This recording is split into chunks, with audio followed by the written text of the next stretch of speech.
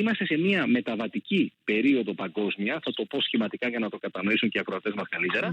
Είμαστε σε μια μεταβατική περίοδο παγκοσμίως, η οποία μεταβατική αυτή περίοδος έχει πάρα πολλές αιστείες έντασης και μοιάζει να είναι περισσότερο χαοτική παρά σταθερή.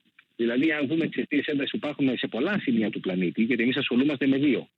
Δεν βλέπουμε τι γίνεται στην Αφρική, ας πούμε. Δεν βλέπουμε ότι στην Αφρική τον τελευταίο χρόνο έχουν γίνει 6 πραξικοπήματα. Δεν βλέπουμε τι γίνεται στην Ασία. Δεν βλέπουμε τι γίνεται στη Λατινική Αμερική, στη Βενεζουέλα πιο συγκεκριμένα. Υπάρχουν δυναμικές όπου όταν βλέπεις πως ένα σύστημα είναι σε μετάβαση, που σημαίνει δηλαδή ότι πάει να γεννηθεί κάτι καινούριο, η κάθε πλευρά τοποθετείται με τον τρόπο που κρίνει. Όταν δεν βλέπεις τις ΗΠΑ που έχουν την Παγκόσμια Πρωτοκαθεδρία να είναι σε αυτή την εσωτερική πόλωση και σύγχυση λόγω των επικείμενων προεδρικών εκλογών, ένας λόγος παραπάνω να προσπαθήσεις να κάνεις κάτι για να προλάβεις και τον επόμενο Αμερικανό πρόεδρο. Είμαστε σε μια μετάβαση. Είμαστε σε μια μετάβαση γιατί το οικοδόμημα όπως δημιουργήθηκε από το Δεύτερο Παγκόσμιο Πόλεμο και μετέπειτα μετά τον Ψυχρό Πόλεμο, όταν πλέον είχαμε τη Δύση να επικρατεί έναντι της Ανατολής και της ΗΠΑ έναντι της Σοβιετικής Ένωσης, με τη διάλυση της τελευταίας, δημιουργήθηκαν κάποιοι μηχανισμοί από τον Οργανισμό Ηνωμένων Εθνών που είχε δημιουργηθεί μεταπολεμικά, μετά δηλαδή το Δεύτερο Παγκόσμιο Πόλεμο, μέχρι άλλους μηχανισμούς, οι οποίοι υποτίθεται ότι ήταν αυτό που λέγαμε η παγκόσμια διακυβέρνηση. Δηλαδή, είχαμε το Παγκόσμιο Οργανισμό Υγείας που είναι κομμάτι του ΟΗΕ, είχαμε το Παγκόσμιο Οργανισμό Εμπορίου, είχαμε την Παγκόσμια Τράπεζα. Έχουμε μηχανισμούς, δηλαδή θεσμούς, να το πω καλύτερα, οι οποίοι υποτίθεται ότι εξυπηρετούν τη σκοπιμότητα ενός συγκεκριμένου συστήματος που ήταν αυτό το καπιταλιστικό της ανοιχτής αγοράς, το οποίο επικράτησε κτλ. Όλα αυτά άρχισαν να αλλάζουν με την άνοδο της Κίνας. Έχουμε λοιπόν τώρα μια Ανατολή η οποία διεκδικεί περισσότερα στην παγκόσμια πίτα και στην κατανομή ισχύως. Είναι πολύ λογικό να το διεκδικεί, γιατί η Κίνα είναι πολύ σοβαρή χώρα, είναι μεγάλη χώρα κτλ.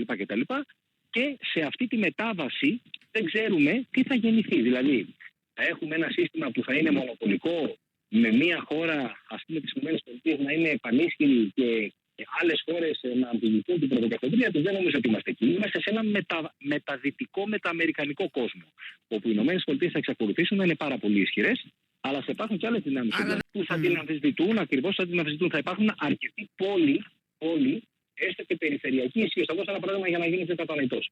Σήμερα στη Μέση Ανατολή, βλέπετε τις ΗΠΑ να είναι σε θέση να επιβάλλουν τις επιθυμίες τους? Όχι, μια απάντηση. Στην Ουκρανία, βλέπετε τη Δύση να είναι σε θέση να επιβάλλει την επιθυμία της που είναι ο τερματισμός του πολέμου ή η απόσυρση της Ρωσίας από τα ουκρανικά εδάφη? Όχι, μια απάντηση. Στην Νότια Συνική Θάλασσα, βλέπουμε τους συμμάχους των ΗΠΑ μαζί με τις ΗΠΑ να μπορούν να αναχαιτήσουν τη δυναμική της Κίνας? Όχι, μια απάντηση. Στη Λατινική Αμερική, τη Νότια Αμερική, βλέπουμε τις ΗΠΑ που, και παραλαμβάνω, θεωρούμε όλοι ότι είναι παντοδύναμες, που δεν είναι καθόλου παντοδύναμες, να μπορούν να προωθήσουν τα συμφέροντά τους? Όχι, μια απάντηση. Λοιπόν, όταν μέσα σε ένα τέτοιο περιβάλλον παγκόσμιο κάποιοι αυτά που βλέπουμε εμείς τα βλέπουν και τα έχουν προβλέψει και ετοιμάζονται για την επόμενη μέρα, και αυτό σας περιέγραψα έτσι σε πολύ αδρές γραμμές, γιατί είμαστε σε αυτή τη μεταβατική φάση. Όταν λέμε μέλλον, πρέπει να το προσδιορίσουμε. Αλλά αν μιλάμε να κάνουμε μια πρόγνωση σε βάθος πενταετίας, δεκαετίας, που είναι εξαιρετικά επισφαλής οποιαδήποτε πρόβλεψη, για τον πολύ απλό λόγο ότι σε βάθος 5 ημερών δεν μπορούμε να προβλέψουμε τι θα γίνει. Σωστά. Αν μιλούσαμε 6 Οκτωβρίου, Παρασκευή, ας πούμε, έτσι, γινόταν η εκπομπή και μιλούσαμε για τη Μέση Ανατολή, θα έλεγα ότι στη Μέση Ανατολή τα πράγματα κυλούν ήρεμα κτλ. Έλα που μετά από λίγες ώρες έγινε η επίθεση της Χαμάς και είδαμε τι ακολούθησε. Η τρομοκρατική επίθεση της Χαμάς και είδαμε τι ακολούθησε. Λοιπόν, με αυτή την αιματοχυσία στη Γάζα. Λοιπόν, άρα να πούμε ότι με βάση τους συντελεστές ισχύως, η πρωτοκαθεδρία των Αμερικανών δεν μπορεί να αμφισβητηθεί σε ένα βάθος 5-10 ετών από σήμερα. Αλλά να προσέξουμε το εξής. Συντελεστές ισχύως εννοούμε την οικονομία, εννοούμε τη στρατιωτική ισχύ. Έτσι. Εκεί οι Αμερικανοί, για να έχουν μια τάξη μεγέθους οι ακροατές μας, ξοδεύουν περίπου $1 τρισεκατομμύριο σε ετήσια βάση, όταν η Κίνα ξοδεύει περίπου 300 δισεκατομμύρια. Αν αυτό το πολλαπλασιάσουμε επί 10 χρόνια, θα δούμε ότι η διαφορά μεταξύ των είναι τεράστια. Όμως, στο κομμάτι της τεχνολογίας, επίσης οι Αμερικανοί είναι πρωτοπόροι, αλλά οι Κινέζοι ακολουθούν. Στο κομμάτι της τεχνητής νοημοσύνης, επίσης οι Κινέζοι έχουν κάνει άλματα, αλλά είναι πίσω σε σχέση με τους Αμερικανούς. Υπάρχουν ζητήματα που έχουν να κάνουν με την κοινωνική συνοχή. Γιατί εμείς λέμε ότι οι ΗΠΑ θα παραμείνουν ο ισχυρότερος παίκτης στο βαθμό που θεωρούμε ότι έχουν μια στοιχειώδη εσωτερική συνοχή και ενότητα, η οποία αμφισβητείται. Αν έρθει ο Τραμπ στα πράγματα σε 2 μήνες από σήμερα, δεν ξέρουμε πώς θα είναι οι ΗΠΑ μετά. Είδαμε την πρώτη τετραετία Τραμπ πώς ήταν. Δεν ξέρουμε επίσης, αν δεν έρθει ο Τραμπ στα πράγματα και έχουμε μια οριακή νίκη της Κάμαλα Χάρις, πώς μπορεί να αντιδράσει ο Τραμπ και οι οπαδοί του. Είδαμε επίσης τι έγινε πριν από 4 χρόνια. Σωστό. Άρα θέλω να πω ότι η απάντησή μου είναι σε ένα σενάριο ιδανικό για τις ΗΠΑ. Το ιδανικό σημαίνει που διατηρούν την ενότητά τους, που διατηρούν τη συνοχή τους. Ναι, δεν θα μπορούν να αμφισβητηθούν. Και πάλι δεν θα είμαι ισοπεδωτικός, παρά το γεγονός ότι η προσωπικότητα του Τραμπ δεν μου ταιριάζει. Δεν μου ταιριάζει αισθητικά, δεν μου ταιριάζει ο τρόπος που αντιμετωπίζει τους αντιπάλους του, δεν μου ταιριάζει ο τρόπος που μεταχειρίζεται τις γυναίκες, που δείχνει ότι όλοι είναι αναλώσιμοι, δεν μου ταιριάζει ο τρόπος που απαντάει σε ερωτήσεις συναδέλφων δημοσιογράφων δικών σου, που είναι προκλητικός και που τους φέρνει σε δύσκολη θέση. Δεν μου ταιριάζουν πάρα πολλά σε σχέση με τη ρητορική του Τραμπ. Μου είναι αντιθέτως ενοχλητικά, οφείλω να πω. Δεν μου αρέσει δηλαδή αυτό το στυλ πολιτικού. Και είναι και μυσαλλόδοξος, και ο λόγος του είναι μυσαλλόδοξος και η ρητορική του. Όμως, είναι αλήθεια ότι στην εξωτερική πολιτική, παρά το γεγονός ότι φαίνεται να γοητευόταν από τον Κιμ Τζονγκ-Ουν, που είναι ένας δικτάτορας στη Βόρειο Κορέα, από τον Βλάντιμιρ Πούτιν, από τον Ερντογάν και ούτω καθεξής, πρώτον, στα 4 χρόνια της θητείας του αποτύχει, και όχι μόνο αποτύχει, γιατί δεν γίνονται όλα αποτύχει. Δεν έγινε κανένας πόλεμος, αυτό είναι ακριβές.